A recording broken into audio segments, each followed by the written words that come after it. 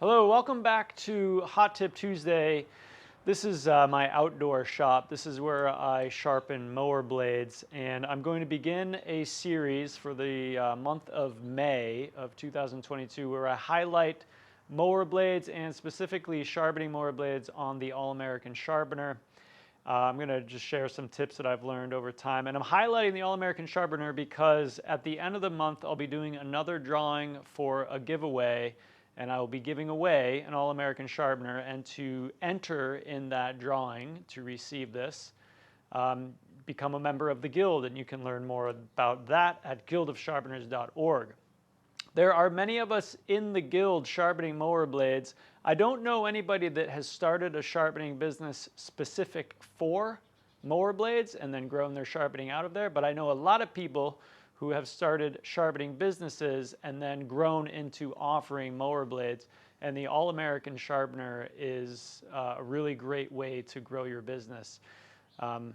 We'll talk more about it over the coming videos of the month. In this video, I want to talk specifically about two things, two tips for you.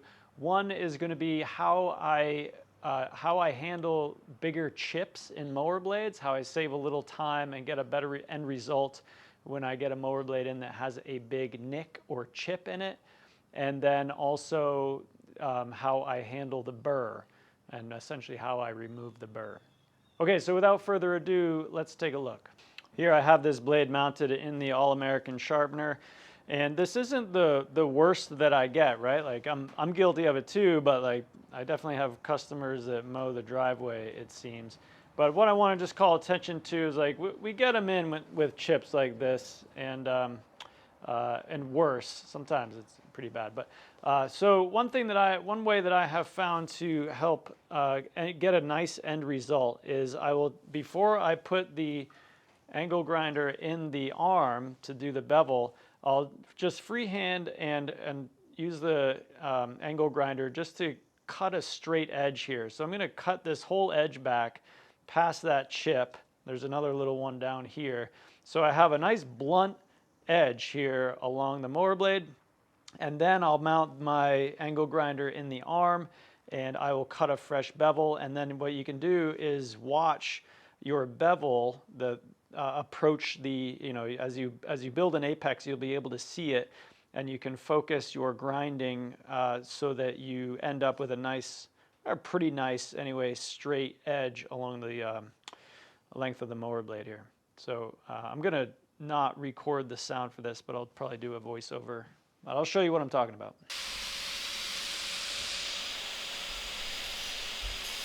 Okay, so you might be feeling like you're creating more work for yourself when you're doing this. But what I have found is if I don't do it this way, and then I start cutting the bevels, I don't feel like I have good control about getting a nice, clean, straight edge. So I actually don't think I'm losing any time by doing this.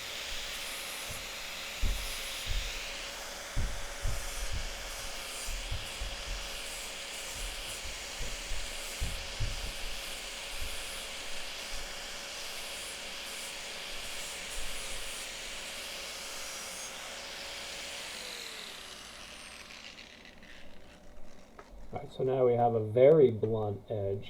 I'm inevitably going to be putting a burr up on the back side of this blade, so I want to remove that so I have a good gauge for when I'm cutting my bevel, when I'm actually meeting the back side of the blade.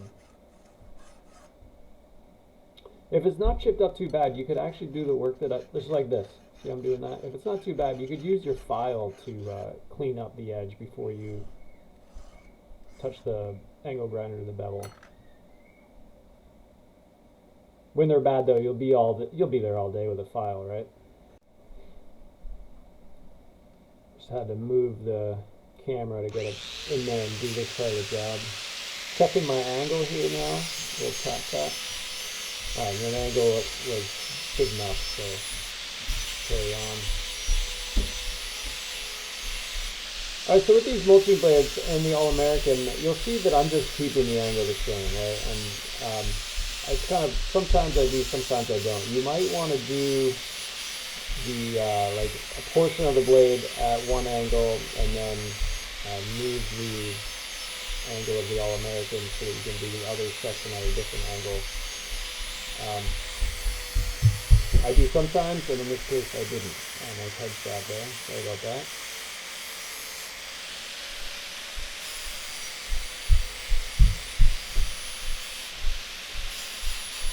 Alright, so now what's going on is we're grinding this bevel back, and you can it's hard to show on this video, right? But you can see the thickness of the very edge, the apex of the edge. You can see it thin out, and by watching the apex thin, you can know where to focus your grinding, so that you're left with a nice, you're doing the least amount of grinding that you have to. You're left with a nice straight edge. So this is a nice feature. When you wear through your work gloves, it exposes a few fingers, and you can use those otherwise beat up work gloves to your advantage to feel the burr. Careful, it does get warm. Alright, here we're removing the burr. I've got a nice edge, so I'm doing light passes here. I got the grinder in my left hand. Sorry again for the camera work. And it's going to put up a light burr, and I'm just going to remove it with the file. Do a few strokes like that. For these sections, you might need I was using a flat file up there. Sometimes it doesn't matter a whole lot, but I have found that sometimes the half round files get those curves a little better.